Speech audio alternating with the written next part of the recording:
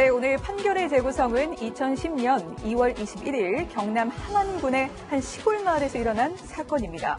며느리는 시골에 홀로 방앗간을 운영하는 시어머니와 몇 날 며칠 연락이 닿지 않자 걱정이 들기 시작합니다. 동네 주민들에게 전화를 걸어서 방앗간에 한번 가볼 수 있겠냐고 부탁을 하죠. 방앗간을 간 동네 어르신들 충격적인 장면을 목격하고 마는데요. 부직포로 덮어있는 커다란 물체가 있었고 그 부직포를 들추자 그 안에는 피로 범벅된 시어머니의 사체가 있었던 거죠. 둔기로 심하게 머리를 맞아 숨진 것 같은 할머니의 모습. 하지만 어디를 둘러봐도 범행 도구로 보일 만한 단서는 없었습니다. 사체 주변에 떨어져 있는 혈흔만이 유일한 증거였는데요. 과연 할머니를 잔인하게 살해한 범인은 누구일까요? 혈흔으로 범인을 잡을 수 있을까요? 오늘 판결의 재구성에서 확인해 보시죠.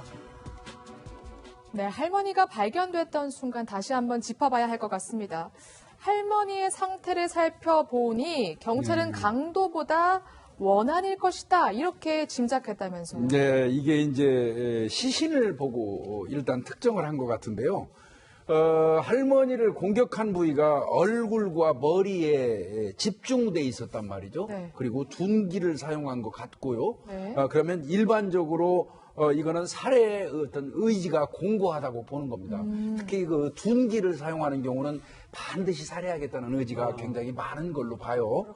그러니까 이거는 이 강도나 이런 것보다는 할머니를 살해하고자 하는 어떤 원한이 있는 사람의 소행이 아닐까 이런 생각을 일차 한 거고요. 네. 그 다음에 원래는 살해한 이후에 그냥 그 현장을 벗어나기 급급한데 네. 구태여져 부직포라는 걸 이용해서 사체를 덮어놨다면 네. 이거는 일반적으로 그래도 면이 있는 네. 면식범들이 하는 행태입니다. 그러다 보니까 경찰에서는 머리 쪽에 집중한 거 이거 봐서는 그 원한 관계, 네. 그 다음에 부직포를 덮어놓은 거는 면식범일 가능성. 그리고 이제 아마 집을 뒤진 흔적 같은 게 없는 걸로 봐서 네. 특히 원한 관계로 집중했던 것 같습니다. 돈을 노린 건 아닐 것이다. 네. 금품은 아마 손을 대지 않았다. 네. 네, 원한이 있는 아는 사람이나 가까운 관계에 있는 사람이 예. 있었을 것이다. 그렇다면 동네 사람들을 먼저 탐문 조사해봐야 될 것 같은데요. 그렇죠. 왜냐하면 이게 시골 마을이잖아요. 그리고 지금 금품 같은 것은 손을 댄 게 없다는 겁니다. 그렇다면 다른 데서 누군가가 와가지고 시골에 와가지고 뭐 원한이 있을 일이 없잖아요. 네. 원한이라고 하는 것은 아는 사람 관계에서 벌어지는 거 아닙니까? 그래서 아무래도 이제 동네 사람들 그런 사람들을 이제 탐문 조사를 해봤는데 그런데 별로 이렇게 원한 살리를 한 적이 없대요. 인심도 좋고 맞아요. 사람들하고도 관계가 좋았다고 그러네요. 네. 그래서 이제 뭐지 이런 이제 경찰은 그렇군요. 의심을 갖기 시작했죠. 그렇다면 제3자에 의한 범행 가능성도 배제할 수는 없겠네요. 그러니까 이 할머니 피해자께서 혼자 거주하시면서 방앗간을 운영하고 있는 것 같고요. 근데 이제 공교롭게도 이 방앗간의 그 위치가 국도로 들어서는 그 입구 쪽에 있다고 합니다. 네. 그러다 보니까 이제 혹시 외지 사람들이 이 지역을 지나가다가 들어와가지고 범행했을 개연성도 있다. 즉 말하면 제3자의 소행일 가능성도 있다고 보고 수사를 했었을 겁니다. 그렇군요. 사건 현장으로 다시 되돌아가 보면 할머니 시신 외에 이렇다 할 다른 단서가 포착되지 않았다고 합니다. 그런데 한 가지만 있었는데요. 바로 혈흔 자국이거든요. 네, 할머니 시신으로부터 이제 9개의 혈흔이 일정한 간격으로 있었습니다. 그래서 네. 그 혈흔을 이제 차근차근 따라가 봤는데요. 따라갔더니 방앗간 내에 우물이 있었고요. 그래서 우물물을 이제 끌어올려 봤습니다. 끌어올려 봤는데 그 끌어올리고 나서 보니 범행 도구로 추정이 되는 네. 쇠망치와 시멘트 벽돌 2개가 있었고요. 그래서 그 내용물을 이제 DNA 검사와 지문 검사를 해봤는데 사실 여기서 범인의 그런 DNA는 밝혀지지 않았다고 합니다. 그렇군요. 그러면 이 쇠망치와 시멘트 벽돌을 일부러 우물 속에 던져버렸다 이렇게 볼 수 있을까요? 그렇죠. 범행 직후에 우물 속으로 던진 것 같은데 범인 입장에서는 상당히 머리 쓴 겁니다. 사실은 물 속에다가 이 범행 도구를 유기해 버리면 네. 거기에서 지문이라든지 DNA 도출이 참 어렵거든요. 아, 그래요? 그런 부분을 좀 본 것 같고 쇠망치와 벽돌 종류 이 2개가 동시에 쓰인 거는 이제 아마 가설이지만 첫 번째는 제일 먼저 공격했을 때는 쇠망치를 사용한 것 같고요. 그 경우에 이제 자루가 빠진다든지 자루가 부러지는 그 경우가 있다 보니까 그 이후에는 이제 그 어떤 그 벽돌이라는 둔기를 쓰지 않았겠느냐 이런 가설을 준 것 같고요. 네. 망치를 또 휘두르는 과정에서 만약에 부러지거나 빠졌다면 본인도 다칠 수 있는 가능성이 있거든요. 네. 그런 가설도 세워놓고 수사를 했던 것 같습니다. 그렇군요. 일단 우물 안에서 범행 도구가 발견이 됐습니다. 그래서 경찰은 우물 주변을 뒤지기 시작하는데요. 피 묻은 담배꽁초가 네. 발견이 된다면서요. 네, 이 우물 주변에서 계속 탐문을 벌이다 보니까 여기서 피 묻은 담배꽁초가 하나 나오는 거예요. 피가 있다면 그 다음 DNA 검사를 했겠죠. 그래 봤더니 이 할머니의 큰아들 걸로 밝혀진 겁니다. 그 범행 도구가 있는 우물 주변에 떨어진 담배꽁초 하나, 거기에 또 그 담배꽁초가 이제 피해자의 아들이라고 하니 당연히 의심해 볼 수밖에 없겠죠. 하지만 주변 탐문을 해봤더니 이 아들은 효성이 지극한 아들이었다고 합니다. 네. 즉 할머니와 워낙, 그러니까 엄마와 워낙 사이가 좋았기 때문에 원한 관계는 아니었다고 봤는데요. 그리고 경찰은 범행 추정일로 하루 전을 봤는데 그때 당시 이 아들이 이 집에서 멀리 떨어진 집에서 출근하는 모습이 CCTV로 찍혔다고 합니다. 즉 범행 당일 알리바이가 있기 때문에 이제 범인이라고는 볼 수 없는 거죠. 그렇다면 왜 피 묻은 담배꽁초는 우물 주변에 있었을까요? 네, 그거는 이제 네. 아들이 이제 범행 사실을 알고 어머니가 숨진 사실을 알고 다음날 가서 거기서 폈나 봐요. 폈는데 당시 착한 마음에요. 네네. 당시 착잡한 마음에 주변을 둘러보다가 이제 폈고, 근데 당시에 또 입술이 좀 터 있었대요. 그러면서 그 담배꽁초에 입술이 튼 부분에서 피가 좀 나왔나 봐요. 그래서 그게 묻은 거라고 합니다. 결정적 단서가 없이 이렇게 경찰은 수사를 이어가는데요. 사건이 벌어진 지 약 3주 뒤에 용의자를 긴급 체포합니다. 예. 누구였나요? 경찰은 이제 그 마을 사람들 전체를 탐문 수사를 했던 것 같습니다. 이제 그 과정에서 아마 누구로부터 탐문에 의해서 들은 것 같습니다. 사건이 발생했을 걸로 추정되는 그 날, 그 시간 전후에 이 그 돌아가신 할머니의 집으로부터 약 50m 정도 떨어진 곳에서 홀로 살고 있는 한 남자가 있는데 그 남자가 당일날 황급히 어떤 빨래를 하고 있었고 또 뭔가를 불로 태우는 게 있었다. 이제 이렇게 그 탐문이 들어온 것 같습니다. 그러니까 경찰 입장에서는 이거는 범행에 사용됐던 그 어떤 그 범행할 때 묻은 어떤 혈흔 같은 거를 감추기 위해서 빨래를 하거나 소각을 한 게 아닌가 생각이 돼가지고 그 사람을 그 집으로 간 거죠. 그리고 그 집에서 그것만 가지고는 체포할 수 없었죠. 그런데 그 집에서 운동화가 네. 이제 그 사람 운동화가 있는데 운동화를 경찰이 보니까 왼쪽 운동화에 직경 4mm 정도의 이 동그란 원형 혈흔이 발견이 됐고요. 네. 오른쪽 운동화 쪽에서는 피가 묻은 상태에서 이렇게 좀 뭉개지면 문질러지는 적이라 그러죠. 네. 그런 혈흔이 발견이 된 거예요. 그리고 그 혈흔은 그 피해자 이 할머니의 혈흔하고 일치하는 걸로 나온 겁니다. 그러니까 이 남성을 유력한 용의자로 긴급 체포한 것입니다. 그렇군요. 이웃 남성의 운동화에서 할머니의 혈흔이 지금 검출이 된 겁니다. 정말 수상해 보이는데요. 그렇다면 범행 동기도 조사해봐야 될 것 같은데요. 그렇죠. 이제 어쨌든 이 사람이 유력한 용의자가 된 거죠. 네. 그래서 범행 동기를 이제 한번 수사를 해봤어요. 이 30대 이웃 남성이 그런데 수시로 행패를 부렸대요. 그 동네에서 소위 사고 뭉치 이런 식으로 이제 된 사람인데요. 전과 18범이었답니다. 네. 그런데 다른 사람들은 전부 이 사람을 경원시하고 그런데 할머니가 잘 보살펴 줬답니다. 돈도 빌려주고 가족처럼 이렇게 돌봐줬는데 그러다가 이제 하도 행패를 부리니까 이 할머니도 지친 거예요. 네. 그래서 이웃 사람들한테 그 30대 남성 걔한테 돈 빌려주지 마라 이제 이렇게 얘기를 했다는 겁니다. 그러니까 이제 그거를 들은 거예요. 다른 동네 사람들로부터. 그래서 그 험담을 했다는 것 때문에 살해를 한 것이 아닌가. 네. 아니면 평상시에는 돈을 빌려주다가 이때 와서는 이제 안 빌려주니까 그거를 이제 그 원한으로 삼아서 행패를 부리고 또 이렇게 살인을 한 것은 아닌가. 이런 어떤 동기가 지금 생긴 거죠. 그렇군요. 그래서 경찰은 이 이웃 남성을 유력 용의자로 더욱더 무게를 두게 되는데 하지만 증거를 살펴보면 신발에 묻은 할머니의 혈흔 말고는 이렇다 할 증거가 없는 상황이죠.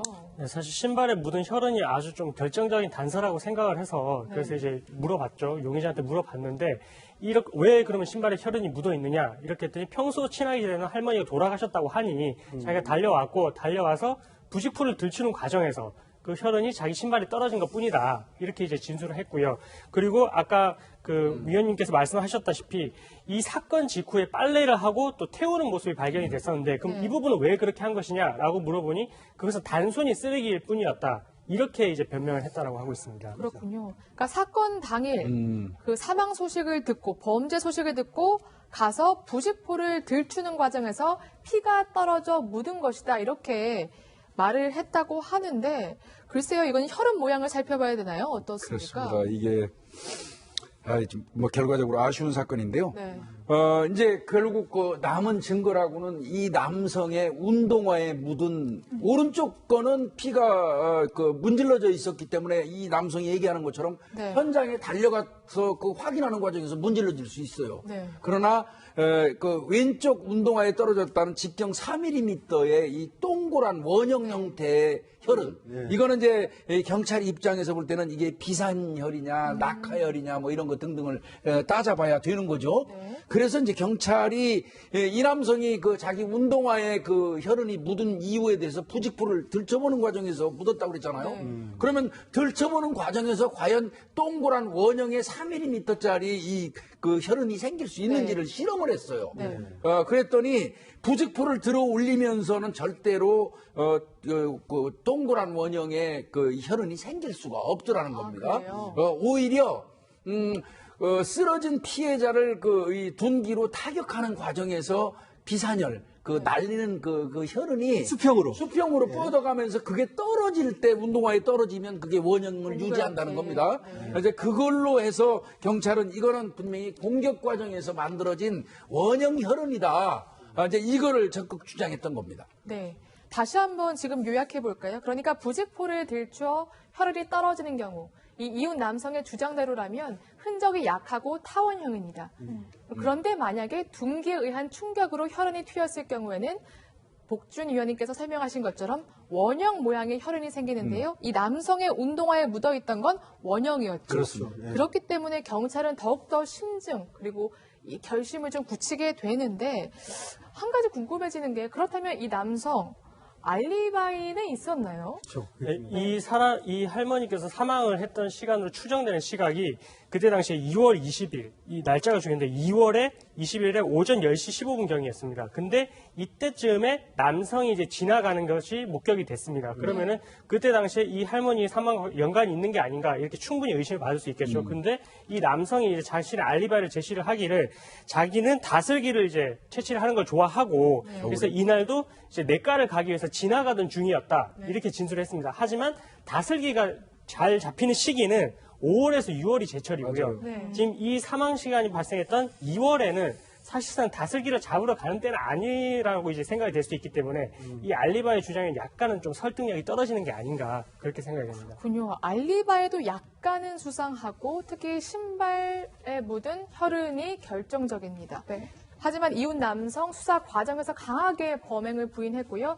재판에서도 국민 참여 재판을 신청하면서 계속해서 범행을 부인하는데요. 네. 1심 결과는 어떻게 나왔습니까? 결국 무죄가 판결이 됩니다. 지금 원형, 그러니까 이렇게 둔기를 휘둘렸을 때만 묻을 수 있다는 그 원형 혈흔이 운동화에 있고 또 아까 우리 변호사님이 말씀하신 것처럼 5월이 제철인데 2월에 다슬기를 잡으러 갔단 말이에요. 하지만 재판부는 직접 범행을 목격한 목격자가 없고 그리고 이 혈흔만으로는 간접 증거기 때문에 그러니까 직접 증거가 아니기 때문에 이 사람이 이웃 남성이 실제 살해했다고 단정하기는 어렵다면서 무죄를 선고했습니다. 네. 배심원 전원의 판결이 무죄로 나왔고요. 그래서 재판부도 무죄를 선고하기 이르는데 아직까지는 1심입니다. 검찰은 재판 결과를 받아들이지 않고 항소를 하게 되는데요. 2심, 3심에서는 결과가 달라졌나요? 그렇죠. 검찰은 당연히 이런 정도면 항소를 하죠. 네. 그런데 이제 2심이 부산 고등법원에서 열렸는데요. 결과는 1심과 같았습니다. 결국 이제 검찰의 항소를 기각한 거죠. 무죄가 맞다는 것인데요. 그래서 2011년에 대법원에서 또 이제 재판이 열렸는데 이때에도 무죄가 최종적으로 확정이 됩니다. 그러면서 대법원에서 한 말이 모든 증거를 살펴봐도 아까 김복준 의원이 얘기한 그 혈흔이 그 범행 당시에 묻었다고 인정할 증거가 부족하다.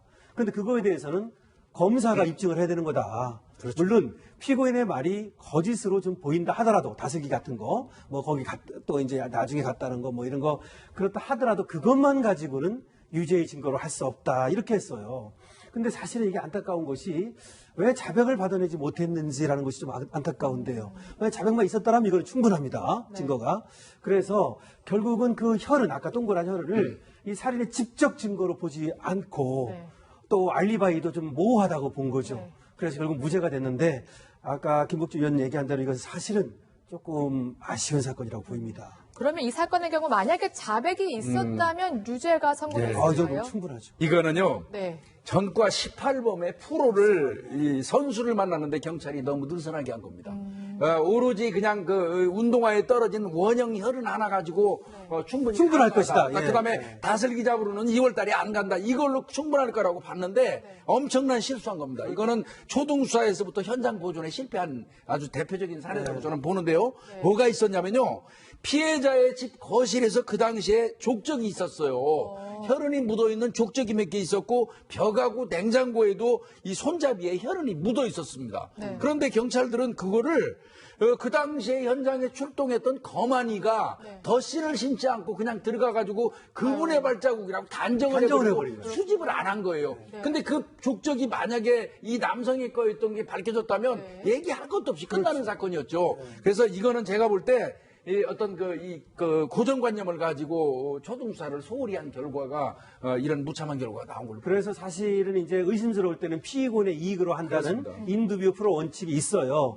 그럼에도 불구하고 이 사건은 사실은 여러 가지를 보면은 이 사람이 범인일 가능성이 굉장히 높은 사건이었는데 의원님 얘기한 대로 초등수사에서 조금 허점을 보임으로써 안타까운 결과가 나왔다고 이렇게 보이는 것이죠. 그렇군요. 알겠습니다. 전혀 의심이 들지 않을 만큼 이웃 남성이 범인이라고 확실하게 입증되지 않았다는 이유로 무죄가 확정된, 그래서 미제로 남게 된 사건을 재구성해봤습니다. 저희는 시청자 질문과 함께 60초 후에 돌아오겠습니다.